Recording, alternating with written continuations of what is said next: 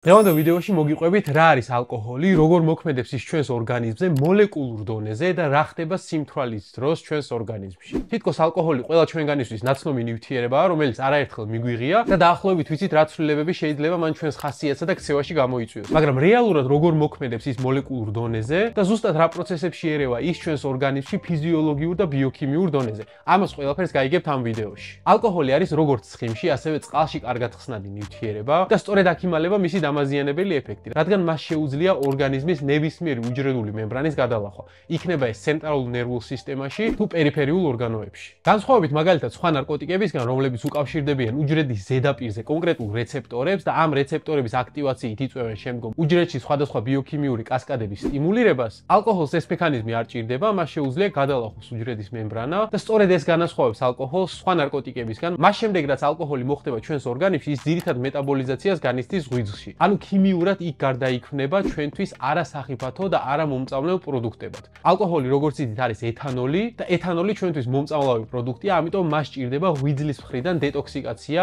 ანუ გარდაქმნა ჩვენთვის არასაშიშ ნივთიერებად. ამ პროცესში ჩართულია ორი ფერმენტი, ალკოჰოლ დეჰიდროგენაზა და ალდეჰიდ დეჰიდროგენაზა.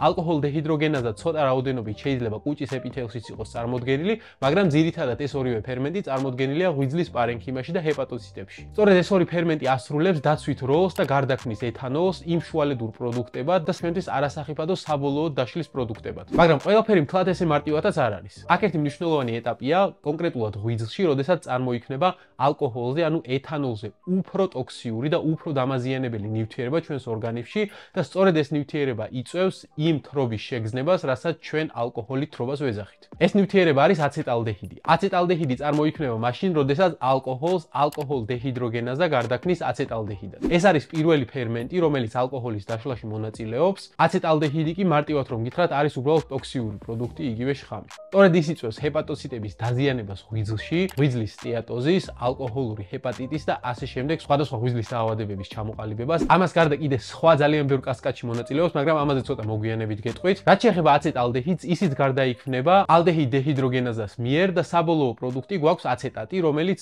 ენერგიის წყაროც კია ორგანიზმისთვის, მაგრამ ეს კალორიები, რომელიც ალკოჰოლის დაშლით მიიღება ორგანიზმში, არის ასე ვთქვათ ცარიელი კალორიები, რადგან მათ არ აქვს ნუტრიენტული ფასეულობა და მათ მეტაბოლიზმში იმდენი ტოქსიური ნივთიერება წარმოიქმნება და იმდენი ენერგია იხარჯება უშუალოდ ამ ტოქსიური ნივთიერების გაუნებულყოფაზე, რომ ეს კალორიები ჩვენს ორგანიზმში რეალურად არაფრის შენებას არ ხმარდება და ამიტომ არიან ისინი ზუსტად ცარიელი, ანუ ფუჭი კალორიები. ეხლა როდესაც ეს ყველაფერი გავარკვიეთ, ვისაუბროთ ზუსტად სიმთვრალეს რა იწვევს და იმ სიმპტომებს, რაც ჩვენ სიმთვრალის დროს გვაქვს. ეს სიმპტომები გამოწვეულია ძირითადად იმ ტოქსიური შუალედური დაშლის პროდუქტებით, რაზეც წეგან ვისაუბრე. სწორედ ის თავბრუსხვევა, რეაქციის უნარის შენელება, კოგნიტიური ფუნქციის დაქვეითება, მეტი თავისუფლების შეგრძნებაც კი დაკავშირებულია ამ ტოქსიურ პროდუქტებთან და მათ გავლენაზე ცენტრალურ ნერვულ სისტემაზე. ერთ-ერთ ახალ კვლევას გაგაცნობთ, რომელიც ჩატარდა გაერთიანებულ სამეფოში, ანუ ინგლისში და მასში მონაწილეობდა დაახლოებით 30,000 ადამიანი, რომლებიც რეგულარულად იღებდნენ ალკოჰოლს. ეს არ გულისხმობს იმას, რომ ყოველდღე იღებდნენ სიმთვრალემდე ალკოჰოლს.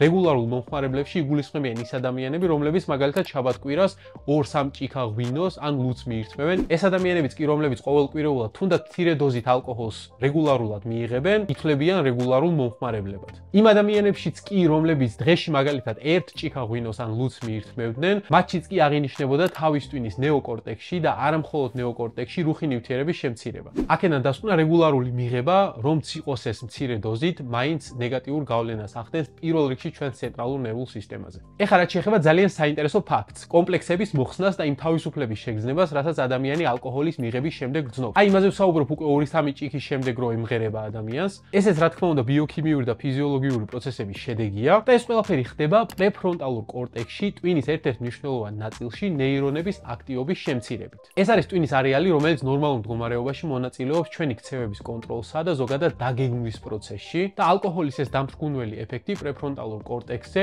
გამოიხატება ზუსტად ამ კომპლექსების მოხსნაში. აქ ერთი ძალიან მნიშვნელოვანი ფაქტი მინდა გითხრათ ალკოჰოლის შესახებ. მუქი ფერის ალკოჰოლი, როგორც წესი, შეიცავს უფრო დიდი რაოდენობით კონჯენერს. ეს არის ტოქსიური პროდუქტები, რომლებიც დესტილაციის პროცესში როგორც შუალედური პროდუქტები ისე გამოიყოფა. ანუ ყველა ალკოჰოლი იქნება შავი ღვინო, ვისკი თუ კონიაკი, რომელიც უფრო მუქი შეფერილობის არის. მის ტოქსიურ გავლენასთან გამკლავება ორგანიზმს უფრო უჭირს, ვიდრე ღია შეფერილობის ალკოჰოლის ალკოჰოლის სითხეებთან. რაც შეეხება ალკოჰოლის ძილზე გავლენას, აქ შეიძლება იფიქროთ, რომ რა გავლენა უნდა ქონდეს ალკოჰოლის ძილზე, როდესაც ვსვამ, გძინავს ჩვეულებრივად მკვდარივით, მაგრამ ეს რეალურად ესე არ არის. თქვენ შეიძლება გგონიათ, რომ ძალიან მშვიდად გძინავთ და ღრმად, მაგრამ რეალურად თუნდაც ერთი ჭიქა ალკოჰოლის მიღების შემდეგ ძილის ხარისხი წარმოუდგენლად მცირდება. ძილის ხარისხის შემცირება კი გულისხმობს იმას, რომ ფიზიოლოგიურად რემ ძილის, ღრმა ძილის და მშვიდი ძილის ფაზა მცირდება და მათი სტრუქტურა და ორგანიზება ირღვევა. რაც შედეგად გვაძლევს იმას, რომ ალკოჰოლური თრობის ქვეშ ადამიანს შეიძლება გაცილებით უფრო ზედაპირულად ეძინოს, ვიდრე ჩვეულებრივ მდგომარეობაში. მიუხედავად იმისა, რომ ის ამ ყველაფერს შეიძლება ვერც ამჩნევდეს. ძილი არ ნიშნავს მაინც და მაინც პასიურ პროცესს, რომ ადამიანი გაითიშოს და ეს იყოს ძილი. ძილი საკმაოდ აქტიური პროცესია, რომელიც სტრუქტურულად დაყოფილია. ამ სტრუქტურის და ეტაპების დარღვევა იწვევს სწორედ ისეთ სიმპტომებს, როგორიც მაგალითად ადამიანს აქვს ნაბახუსებზე. კარგი, ეს ყველაფერი ხდება ჩვენს ორგანიზმში, მაგრამ უშუალოდ რა დაზიანებას იწვევს ალკოჰოლი ჩვენს ორგანიზმში და რა შედეგები შეიძლება გამოიწვიოს ალკოჰოლის რეგულარულად მიღებამ ხანგრძლივ პერსპექტივაში. პირველ რიგში ვისაუბროთ იმაზე, რაც უშუალოდ ალკოჰოლის ზემოქმედების ქვეშ არის, ანუ ჩვენი ნაწლავი და საჭმლის მომნელებელი სისტემა. ალკოჰოლი, როგორც გითხარით, არის ეთანოლი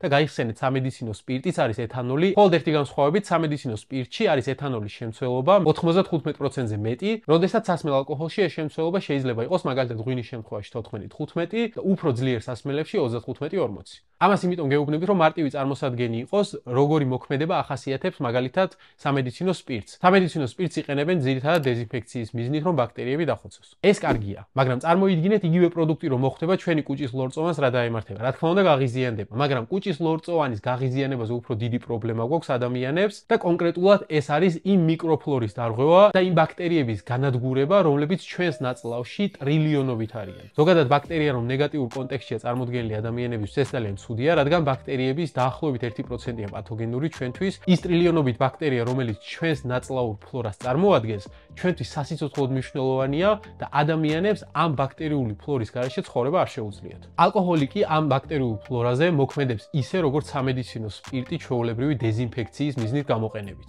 ანუ ანადგურებს მათ, შედეგად ვიღებთ ჩვენ დისბიოს, რაც არამხოლოდ მომნელებელი ტრაქტის მოშლას იწვევს, არამედ დროებითაც ჩვენი ნაწლავის ეპითელი უფრო განვლადი ხდება პათოგენური ბაქტერიებისთვის, ვიდრე ის იყო იქამდე, სანამ მიკროფლორა ნორმალურად ფუნქციონირებდა. ამას გარდა ძალიან მნიშვნელოვანია ის ფაქტი, რომ ალკოჰოლის შუალედური დაშლის პროდუქტები სტიმულირებას უწევენ ღვიძლიდან ანთების მედიატორების და ციტოკინების გამომუშავებას, როგორიც არის მაგალითად ტუმორ ნეკროზ ფაქტორ ალფა ან ინტერლეიკინები. ანუ პირდაპირ ანთებითად მოქმედებს ეს პროდუქტი ჩვენს ორგანიზმზე. ამას გარდა ალკოჰოლის მიღების შემდეგ იზრდება კორტიზოლის დონე და რაც თავარია, კორტიზოლის დონე იზრდება სხვა სტრესის ჰორმონებთან შედარებითაც, რაც იწვევს პოსტფაქტუმ შემდგომ ფოთვითი აშლილობების და სხვა ფსიქიატრიული აშლილობების ჩამოყალიბებას. თუმცა ამ ყველაფერზე მაქვს საუბარი, როდესაც ადამიანი რეგულარულად იღებს ალკოჰოლს, თუნდაც ეს იყოს მცირე რაოდენობით. და ბოლოს კარდიოვასკულარული სისტემა, რაც ჩვენი გადარჩენისთვის და არსებობისთვის ალბათ ხვდებით, რომ წარმოუდგენლად მნიშვნელოვანია. ალკოჰოლი აქაც რა თქმა უნდა დამაზიანებლად მოქმედებს. ეს არის სწორედ ალკოჰოლის ის ჩუმი დამაზიანებელი ეფექტი, რომელზეც არავინ საუბრობს, რადგან ალკოჰოლი თითქოს მიღებულია ჩვენს კულტურაში, რომ თავის შესაქცევად ძალიან კარგი რამ არის. მაგრამ არა, პირდაპირ გულის კუმშვიდ ფუნქციაზე აქვს ნეგატიური გავლენა ალკოჰოლს.